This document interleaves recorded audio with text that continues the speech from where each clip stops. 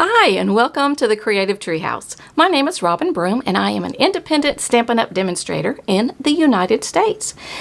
Thanks for joining me in the treehouse today. Today's project is a little note card. I don't usually do note cards because actually note cards are a little bit too small to go through the mail, through the post, but they're perfect for going inside a gift bag or a gift box. And Mother's Day is just around the corner, just a few days away.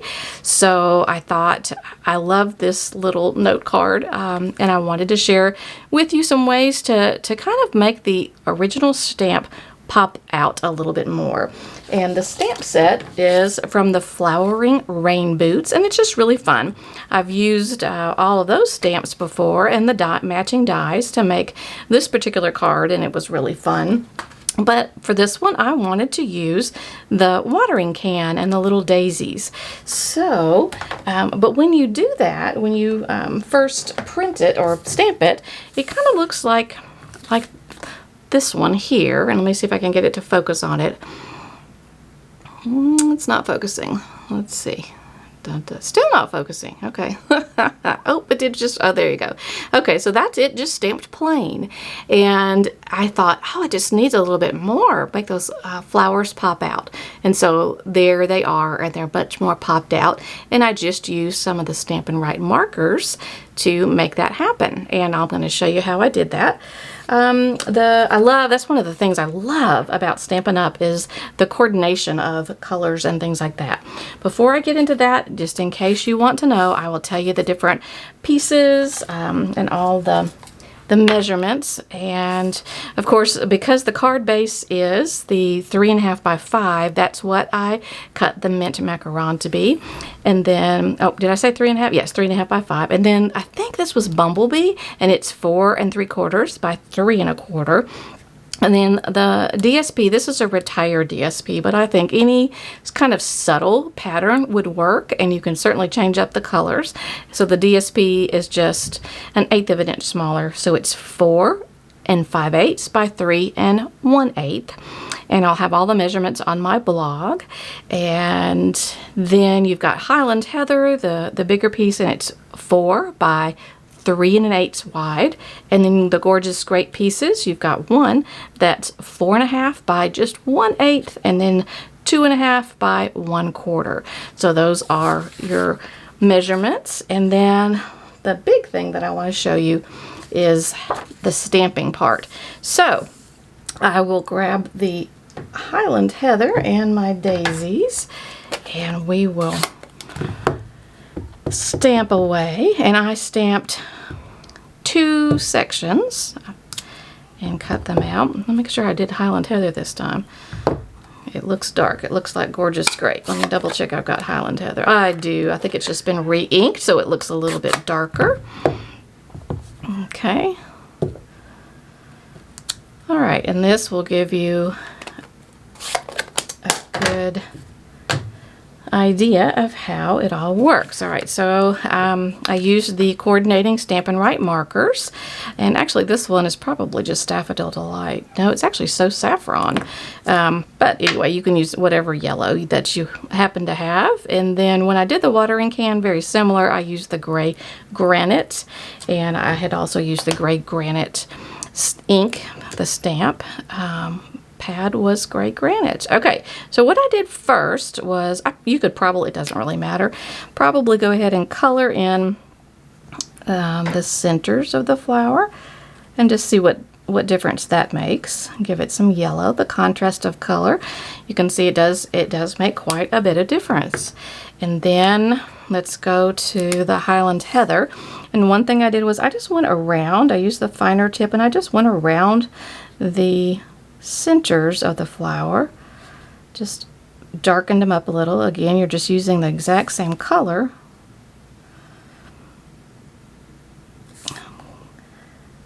I'm trying to go a little bit too fast, and I'm kind of messing up my little ones. But anyway, so now do you see the difference? Let me see if I can bring it up a little bit higher once again and see if I can get it to focus at all.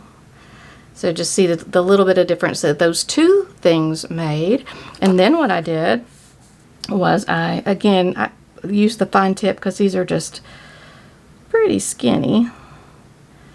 And then I went through and just sort of added color in between petals where it would be dark, like where there would be the shadows. And that's the only other thing that I did. So I just kind of went around and filled in the darker areas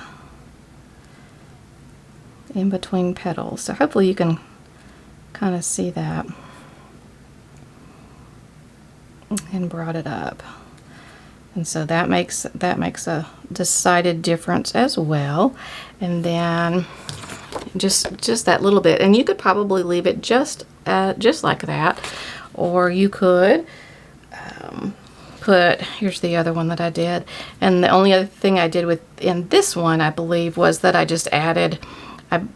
actually drew around a lot of the daisies as well. But just putting that extra bit of darkness between the petals just really pops it out. So, and you can base it a little bit on what is already there. And so, but just those little details makes a huge difference. So again, let me see if I can lift it up. And if you've got the time, these just look almost a lot more real than these do. Just the difference of adding just that little bit of color and a little bit of depth to it. So, and that's basically what I did with the watering can too. Let me see if I can show you that very quickly as well. Shouldn't take long. And then you're gonna just use the matching dies, the coordinating dies, and cut them out. So here is the watering can there, and then if you can see the difference, and it's not just that it's it just looks more, I don't know, more realistic, I guess. And so what I did on that one, using the coordinating marker, I just filled in a lot more, and I probably even used I'll stick with the fine tip on that one. And just where there are shadows here, I just added more with the Stampin' Write, coordinating Stampin' Write marker. So, and then just add, hopefully you can kind of see what I'm doing. And then just strengthen that line and this line as well. And like where there would be shadows, just like right in here, and where the handle right in there, where it attaches in here, and again right in here, and where the spout and the little handle come. And probably what I would do is I would go actually all the way down. I'll make a line and then just bring little bitty lines out this way. You can use the fine tip, the brush tip as well. So that's basically what you're doing. And I think I probably even went back and made these little guys, the little actual holes in the spout, darker. So that's how I did it. And like I said, it just makes a really, it's not really, it's subtle, but yet it really makes a big difference, I think. So, and yes, you can use the brush tip and get just a little bit more. Probably goes a little bit faster with the brush tip, as long as you stay in the lines.